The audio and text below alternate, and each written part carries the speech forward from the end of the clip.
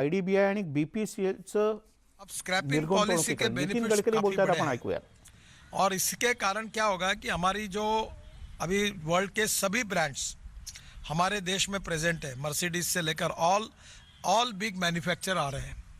अब हम लोग electric, ethanol, methanol, biodiesel, bio CNG और हाइड्रोजन फ्यूल सेल को भी इनकरेज कर रहे हैं। और कल अभी आने वाले 4-5 दिन में, अगले सप्ताह में शायद मीटिंग तय हुई है।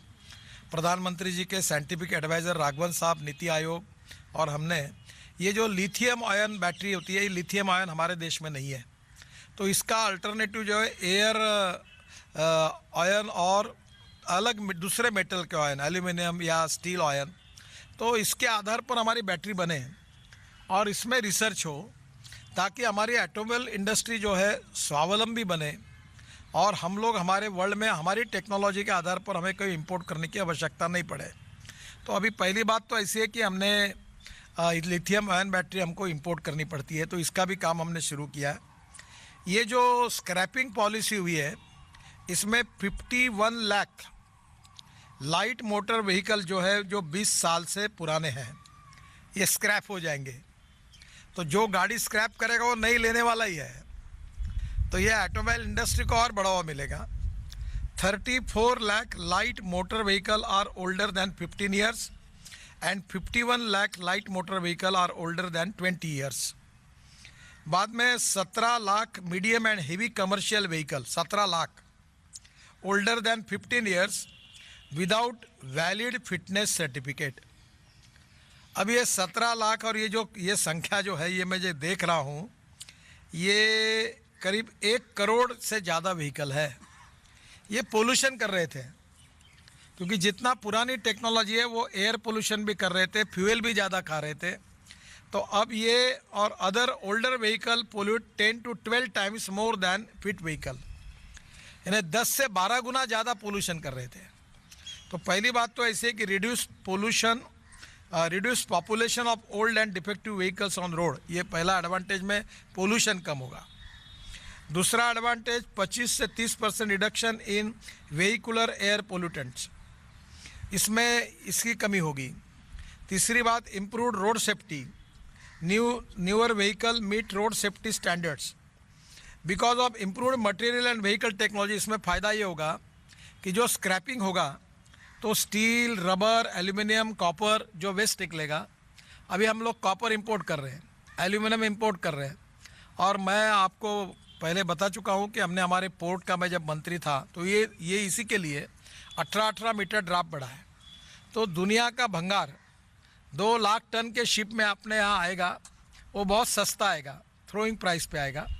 और फिर उससे हम लोग सेग्रीगेट करेंगे मेटल को, एल्यूमिनियम, कॉपर, प्लास्टिक, रबर, और फिर उसका रिसाइकलिंग करेंगे। तो जो स्पेयर पार्ट 100 रुपये में मिलता था वो 60 रुपये या 65 रुपये में बनेगा। तो वर्ल्ड के कंपटीशन में हम लोग सबसे सस्ते होंगे और इसलिए ये इंडस्ट्री हमारे यहाँ बढ़ेगी।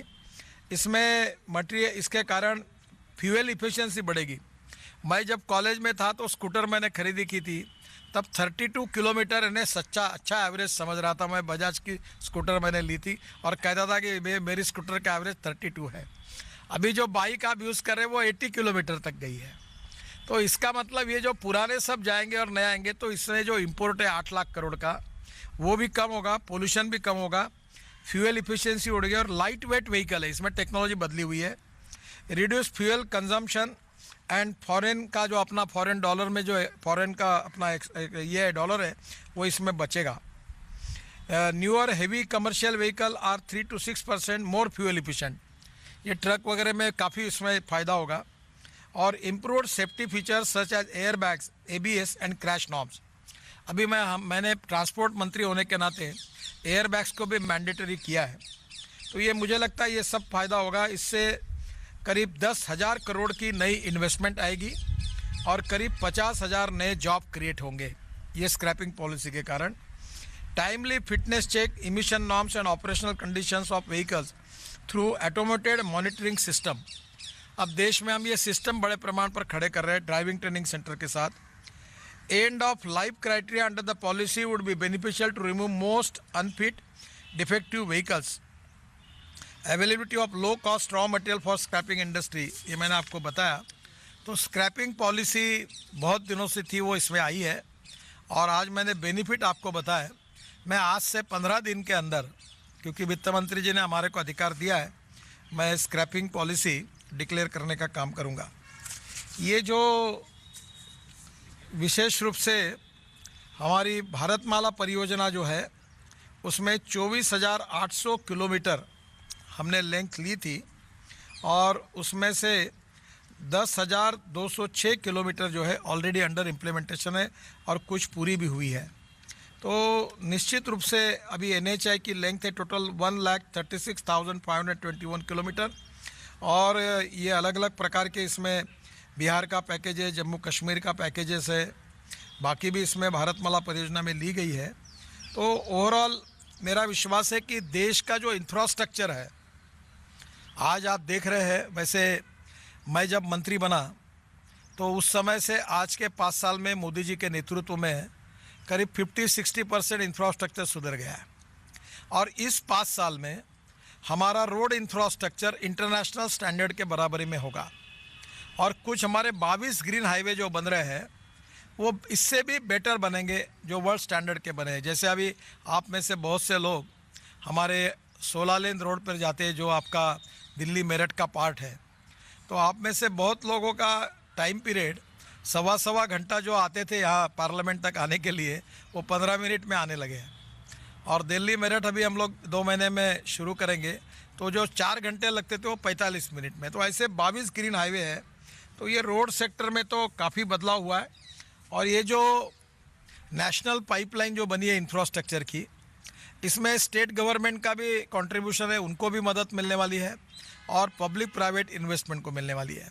तो सबसे पहली बात तो इंफ्रास्ट्रक्चर के लिए मैं प्रधानमंत्री जी को और वित्त मंत्री जी को धन्यवाद दूंगा। और हमारा बजट भी जो 91,000 से अब 1,18,000 करोड़ तक बढ़ा है, तो ये भी बहुत अच्छा है कि जिसके कारण इसमें काफ़ी गति आएगी।